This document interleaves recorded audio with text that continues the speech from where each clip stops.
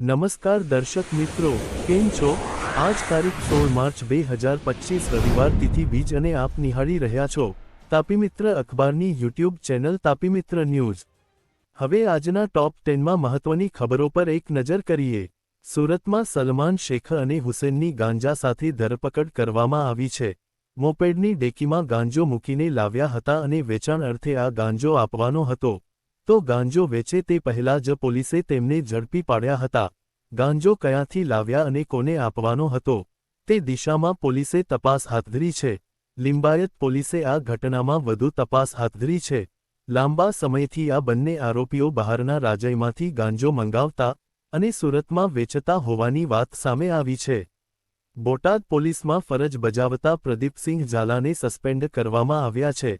માથાકૂટ થતાં સ્થાનિકોએ 100 નંબર પર ફોન કર્યો હતો અને સ્થાનિકો સાથે ગેરવર્તન કર્યું હોવાની ફરિયાદ ઉઠી હતી, તો જિલ્લા પોલીસ અધિક્ષકે વિડીયોના આધારે કાર્યવાહી કરી છે। સી.આર. પાટીલનો આજે 71મો જન્મદિવસ છે અને શુભેચ્છકો દ્વારા શુભેચ્છા પણ પાઠવવામાં આવી છે। લિંબાયત વિધાનસભામાં મેડિકલ કેમ્પનું આયોજન કરવામાં આવ્યું છે। રક્તદાન શિબિર, ટાંકા વગરનું અને દુખાવા રહિત અત્યાધુનિક ટેકનોલોજી દ્વારા વિનામૂલ્યે આંખનું નિદાન કેમ્પનું પણ આયોજન કરવામાં આવ્યું છે। રાંદેર ખાતે પણ કોર્પોરેટરો દ્વારા આયોજન કરવામાં આવ્યું છે। વહેલી સવારથી જ સી.આર. પાટીલના સમર્થકો આપી રહ્યા છે જન્મદિવસની શુભેચ્છા। વાપીમાં ધૂળેટીના પર્વે શાળાએ બનેવીને ધૂળેટી કરવા બોલાવી ટેરેસ ઉપર લઈ જઈ ચપ્પુના ઘા મારી મોતને ઘાટ ઉતારી દીધો હતો, જેનું કારણ બનેવી તેની બહેનને બિહારમાં લગ્ન કરી આવ્યા બાદ અન્ય યુવતીને લઈને વાપી આવી ગયો હતો।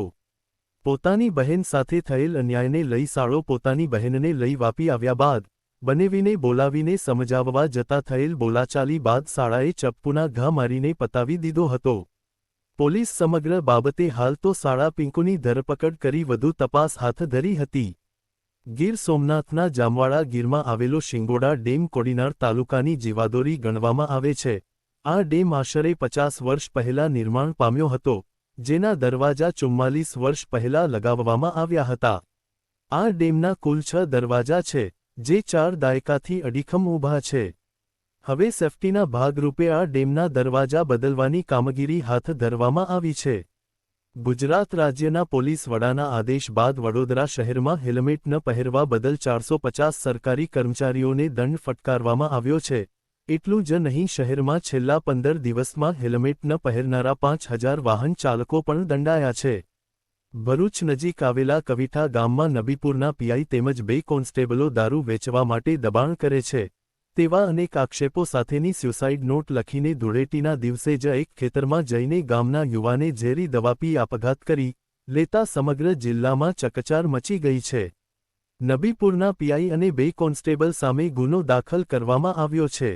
ભરૂચ તાલુકાના કવિઠા ગામના ચકચારભર્યા આત્મહત્યાના બનાવમાં નબીપુર પોલીસ સ્ટેશનમાં ગુનો દાખલ થયા બાદ જિલ્લા પોલીસ વડા મયુર ચાવડાએ તાત્કાલિક પગલાં લીધા હતા અને નબીપુર પોલીસ સ્ટેશનના પીઆઈ મુકેશ પરમારને લીવ રિઝર્વમાં મૂકી દીધા હતા અને પોલીસ સ્ટેશનનો ચાર્જ એસઓજીના સેકન્ડ પીઆઈએ એચ. છૈયાને સોંપ્યો હતો। ઉત્તર પ્રદેશના હાથરસમાં 7 વર્ષની બાળકી પર કિશોર દ્વારા દુષ્કર્મ આચરવામાં આવ્યું હતું। આ ઘટનાને લઈને ગુસ્સે ભરાયેલા ટોળાએ ધાર્મિક સ્થળ પર પથ્થરમારો કર્યો હતો, ત્યારે મોટી સંખ્યામાં પોલીસ દળ ત્યાં પહોંચી ગયું। તણાવને ધ્યાનમાં રાખીને ઘટના સ્થળે મોટી સંખ્યામાં સૈનિકો તહેનાત કરવામાં આવ્યા છે। આરોપીને કસ્ટડીમાં લેવામાં આવ્યો છે। મેવાડ રાજવંશના સંરક્ષક મહારાણા અરવિંદસિંહ મેવાડનું રવિવારે વહેલી સવારે સિટી પેલેસમાં નિધન થયું છે। 81 વર્ષીય અરવિંદસિંહ મેવાડ લાંબા સમયથી બીમાર હતા। તેમના નિધન પર સમગ્ર મેવાડમાં શોકની લાગણી છવાઈ છે। ઉદયપુરના સિટી પેલેસમાં જન્મેલા મહારાણા અરવિંદસિંહની નિવાસસ્થાને જ સારવાર ચાલી રહી હતી। તેમનો વંશજ લક્ષ્યરાજસિંહ મેવાડ અને પુત્રી ભાર્ગવી કુમારી મેવાડ અને પદ્મજા કુમારી પરમાર છે। સોમવારે તેમની અંતિમ વિધિ કરવામાં આવશે। આ હતા અત્યાર સુધીના સમાચારો। નવા અપડેટ સાથે ફરી એકવાર જલ્દી મળીશું અને હા, યુટ્યુબ ચેનલ સબસ્ક્રાઇબ કરવાનું ભૂલતા નહીં।